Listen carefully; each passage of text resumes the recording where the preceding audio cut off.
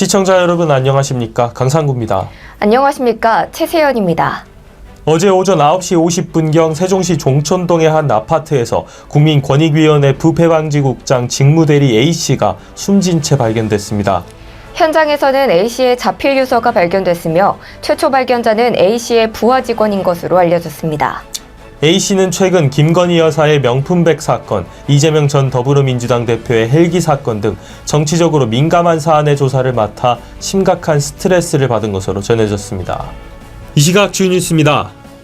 광복회로부터 뉴라이트 인사로 지목돼 논란이 일었던 김형석 신임 독립기념관장이 어제 취임식 이후 기자간담회를 통해 사퇴할 뜻이 없다고 밝혔습니다.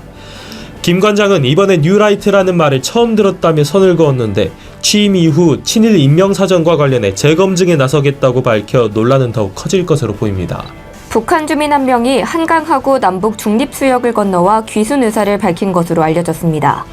우리 군은 북한 주민이 넘어오기 시작했을 때부터 감시와 추적을 해 귀순을 유도한 것으로 전해졌습니다. 국회 과학기술정보방송통신위원회 소속 야권의원들이 유상임 과학기술정보통신부 장관 후보자의 아들이 마리화나 흡입 의혹이 있음을 근거로 사퇴해야 한다고 요구했습니다.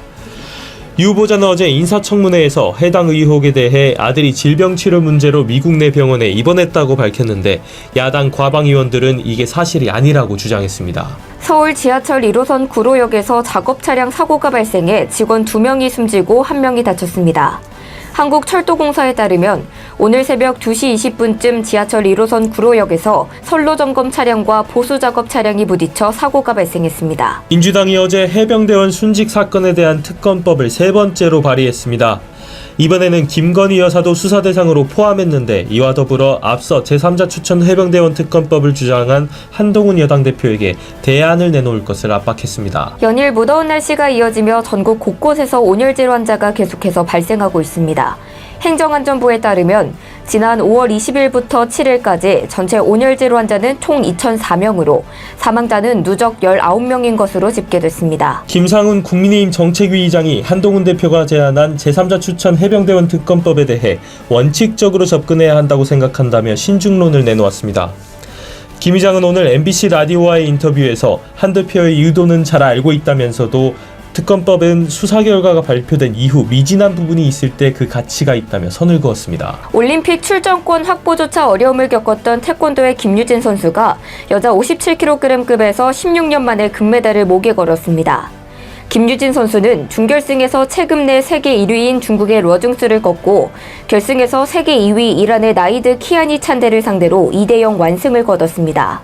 일이 정체되거나 멈춰지더라도 스스로를 자책하지 말고 긍정적으로 생각해보는 건 어떨까요? 잠시 멈춰 스스로를 더욱 믿어주고 앞으로 나아갈 방향을 설정하는 것도 좋습니다. 부정적인 생각에 매몰되는 것보단 잠시 쉬어가는 것이 상황을 긍정적인 방향으로 전환시키는 과정이 될 것입니다. 이 시각 주요 뉴스였습니다. 구독과 좋아요를 눌러주시면 더 좋은 뉴스로 보답하겠습니다. 지금까지 강상구, 최세연이었습니다.